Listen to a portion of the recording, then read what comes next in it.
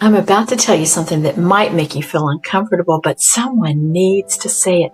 Your chaotic home, your disrespectful children, your constant overwhelm, that's not happening to you.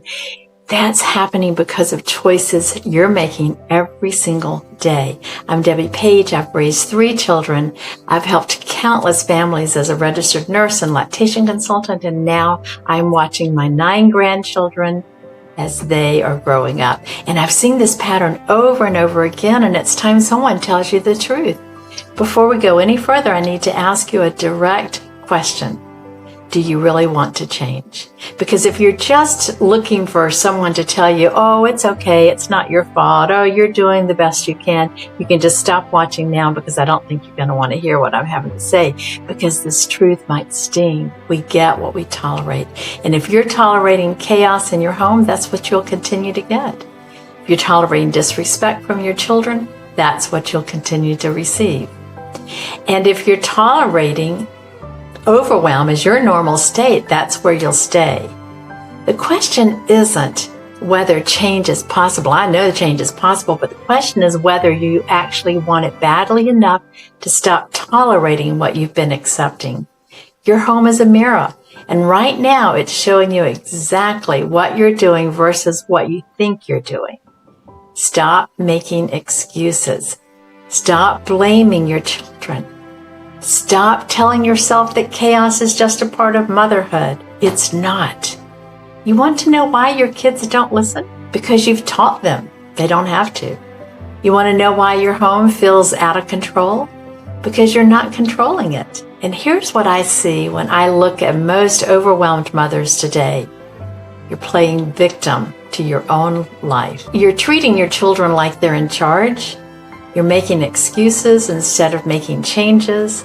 And let me be crystal clear about what's really happening in your home. If your children constantly argue with you and push back on every boundary, you've taught them that your rules are negotiable.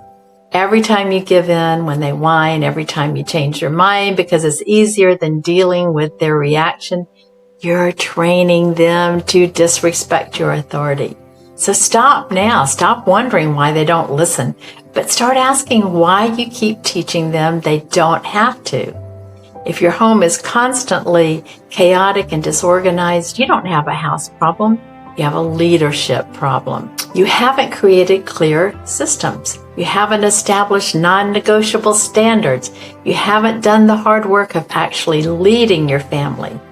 Instead, you're just reacting to whatever crisis comes up next and wondering why nothing ever gets better.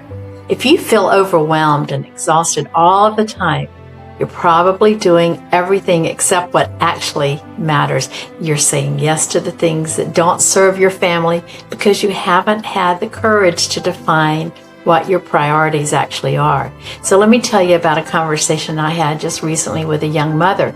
And she was so frustrated because her child was constantly acting out, pushing all the limits. Now, they were actually late for every appointment or anything that they were wanting to go to because this child was acting out so bad. So I asked her one question: what are the rules in your house? She couldn't answer me.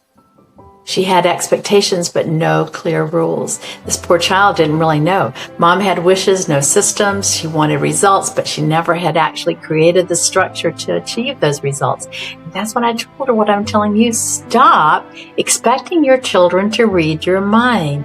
Stop hoping they'll just naturally become organized and respectful.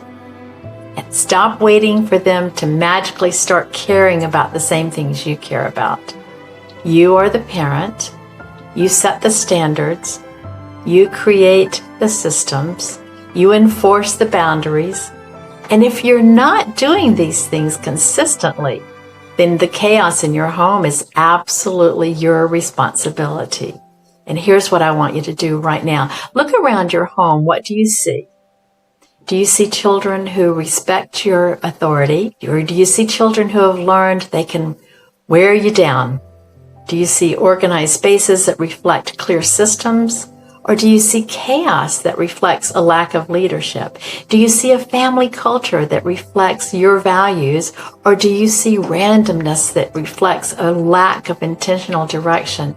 Your home is telling you exactly what kind of leader you've been. The question is, are you brave enough to listen? Stop telling yourself stories about how hard your children are. Stop making excuses about how busy your life is. Stop thinking that other families just got lucky with their kids. The difference between chaotic families and peaceful families isn't luck, it's leadership.